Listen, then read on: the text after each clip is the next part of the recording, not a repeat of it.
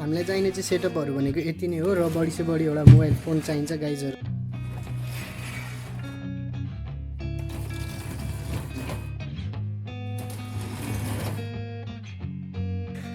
अनि यो चिन माउन्ट भइहाल्यो। यो चिन माउन्ट चाहिँ तपाईँहरूले म लिङ्कमा हालिदिन्छु, हालेको डिस्क्रिप्सनबाट किनिदिनु भयो भने चाहिँ अलिअलि कट अफ मलाई कमिसन आउँछ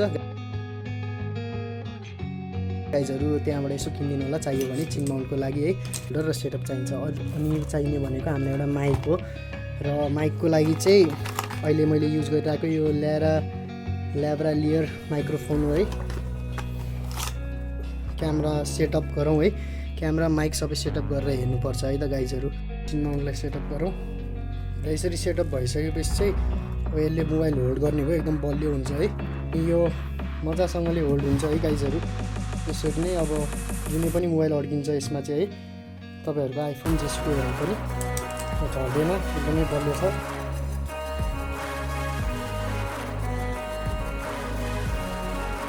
मालूम है तेरे बाप को मत सिखा। चाहिँ अब क्यामेरा हाल्नु त तपाईँहरूले जुनै पनि हेलमेट युज गर्न सक्नुहुन्छ। हेलमेट युज गरेर हेलमेटको अगाडिको भागलाई चाहिँ हेलमेट यसरी मजाले हालिसकेपछि चाहिँ हामीले यसको यो फितालाई यसरी राखेपछि हेलमेट मजाले होल्ड हुन्छ गाइजहरू, तपाईँहरू हेर्न सक्नुहुन्छ। र अब यसमा चाहिँ अब हामीले माइक सेटअप चाहिँ कसरी गर्ने भन्दाखेरि क्यामेराको इनबिल्ट माइकहरू पनि युज नै भइ नै हाल्छ यसमा। यो माइक भयो र एक्स्ट्रा राम्रो माइकको लागि चाहिँ हामीले अब यो माइक्रोफोन लिएर आएको हो। र यो माइक्रोफोन चाहिँ कसरी हाल्ने भन्दाखेरि तपाईँहरूलाई जसरी सजिलो लाग्छ त्यसरी हाल्नु, तर मलाई चाहिँ नर्मली म चाहिँ कसरी हाल्छु हेर्नुहोस् है। यसरी हुक लगाइदियो, इनपुट गरिसकेपछि चाहिँ यो चाहिँ भित्रपट्टि यहाँ जान्छ है।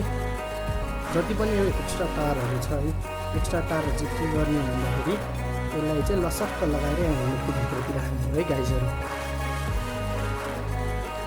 र आफूलाई एकदम एक्स्ट्रा पिसेसहरू चाहिँ झ्यालेङ झुलुङ चाहिँदैन भने चाहिँ यो सेटअप चाहिँ राम्रोसँग गर्न सक्नुहुन्छ आफूले है। एकदम चाहिने यसरी मेरो एक्स्ट्रा भित्रपट्टि पनि देखेको छैन है गाइजहरू। अनि माइक चाहिँ मैले मिलाएर यहाँबाट साइड प्याडिङबाट हालेको छु है। अलिअलि आफूलाई कसरी सजिलो हुन्छ त्यसरी हाल्नुहोस् है। अनि यो तार चाहिँ एक्स्ट्रा राखेको कारण चाहिँ के भन्दाखेरि यहाँबाट यसरी आफूले सर्कुलेट गरेर अब कुनै मोबाइलमा कति लेन्थ चाहिन्छ थाहा हुँदैन नि त माइकको लागि, त्यसैले यसरी सेटअप गरेको छु है। के कस्तो लाग्छ मेरो मोबाइल सेटअप फर मोटो भ्लगिङ है। अब चाहिँ भिडियो बाहिर गएर खिचौँ कतिको के हान्छ र अरू कुराहरू पनि म भनिदिन्छु मलाई थाहा भएको कुराहरू। र कस्तो अप्ठ्यारो लाग्नेवाला भयो रहेछ, साउन्ड बोल्नलाई अप्ठ्यारो लागिराखे के कस्तो लाग्छ गाइजहरू कमेन्ट हानिदिनु है। ल लेट्स गो गाइजहरू, लेट्स गो मोटो भ्लग विथ मोबाइल फोन।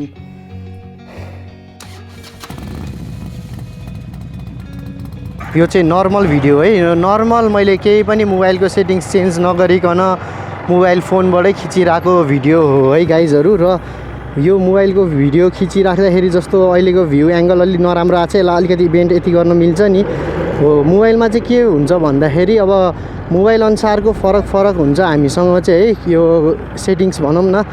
अनि मोबाइल सेटिङ्स अनुसारको फरक हुने भएर चाहिँ अब यो एङ्गल अलि अब आफूलाई चित्त बुझेन भने चाहिँ के गर्न मिल्छ भन्दाखेरि एकचोटि रोकेर आफूले अब अलिकति मोबाइलमा चाहिँ यो सेटिङ्स इनेबल गर्न मिल्छ गाइजहरू है।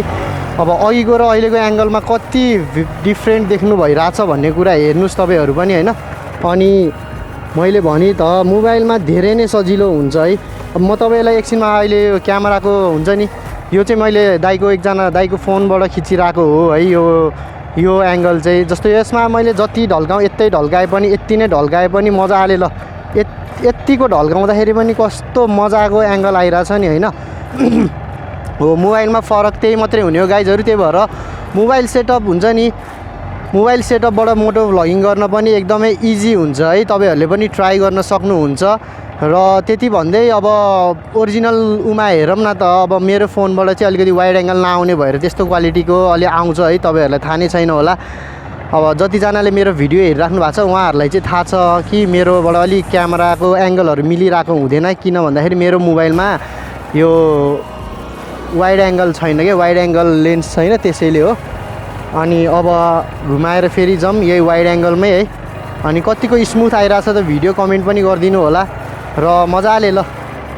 यतिको वाइड भनेको धेरै नै ठिक हो जस्तो लाग्छ मोबाइलबाट खिच्दाखेरि है गाइजहरू। तपाईँलाई के लाग्छ?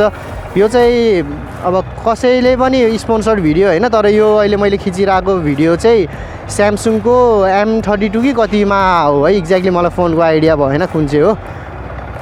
र यति भन्दै यो क्लिप्स चाहिँ यहीँसम्म हो है, किनकि अरूको मोबाइल लिएर धेरै बेर हिँड्न पनि मिल्दैन, गाह्रो छ। र कस्तो आएको छ त भ्युज भनिदिनु। वाइड एङ्गलमा चाहिँ दामी नै लाग्छ मलाई चाहिँ है, किनकि मेरोमा नभएर होला मजाले के अब देखिनुपर्ने मोटो भ्लगिङमा चाहिनुपर्ने भनेको ड्यासबोर्ड, दुईवटा लुकिङ ग्लास हुन्छ नि, अनि विथ भ्यू के भ्यू एङ्गल पनि एकदम पर्फेक्ट आउँछ कि वाइड एङ्गल भयो भने है। सो यति भन्दै यहीँ अन्त गरिदिएँ भिडियोलाई। सो यति नै हो मैले भनेको भिडियोमा। जतिजनाले भनि नि यो भिडियो हेरिराख्नु भएको छ उहाँहरूलाई चाहिँ अब भनि नि वाइड एङ्गलको फिचर्सको कारणले चाहिँ धेरै नै सजिलो हुन्छ। र अनि जतिजनाले हुन्छ नि यो वाइड एङ्गलवाला क्यामेरा भयो भने त धेरै आनन्द भइहाल्यो। त्यो हो भने चाहिँ फाइदाहरू हुनेवाला देखिहाल्नुभयो। मेरो बाइकमा पनि मजाले देखिन्छ। र अरू अब यो अहिले चलाइरहेको एक्सपल्स हो र एक्सपल्समा पनि एकदमै क्लियर भ्यू हुन्छ नि, आनन्दको आफूले देखाउनु पर्ने सिनेरियोदेखि लिएर वाइड एङ्गलमा मजाले भ्याउँछ।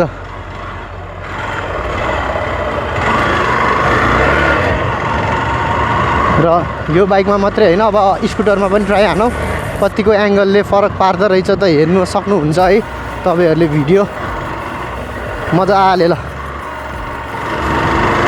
देखिनुपर्ने कुरा पनि देखिरहेछ, दामी देखिन्छ जे होस्। सो स्कुटरबाट पनि कतिको एङ्गल राम्रो आइरहेछ त देख्न सक्नुभयो नै हाल्छ सबैजनाले है। स्कुटरमा पनि मजाले आफ्नो ड्यासबोर्डदेखि लिएर ह्यान्डलबार फुल देखिएर आनन्दले देखिन सकिन्छ। भिडियो त्यही बाटो हो, एक्सपल्समा पनि त्यही बाटोमा मैले देखाइहालेँ तपाईँहरूलाई। र अहिले मजाले स्कुटरको भ्यू एङ्गल पनि राम्रै एकदमै आफूले चित्त बुझ्ने नै छ एङ्गल है मोबाइल फोनबाट। अनि वाइड एङ्गल भएन भने चाहिँ मैले देखाइहाल्छु कस्तो खालको भिडियो आउँछ। र वाइड एङ्गल भयो भने चाहिँ यतिको भिजिबिलिटी भनेको धेरै नै राम्रो हो मोटो भ्लगिङको लागि चाहिँ। र स्टार्ट गर्नुहोस् जो इच्छा गर्नुहुन्छ सबैजनाले। त्यति भन्दै यसलाई चाहिँ भिडियोलाई यहीँ इन्ड हानिदिन्छु गाइजहरू।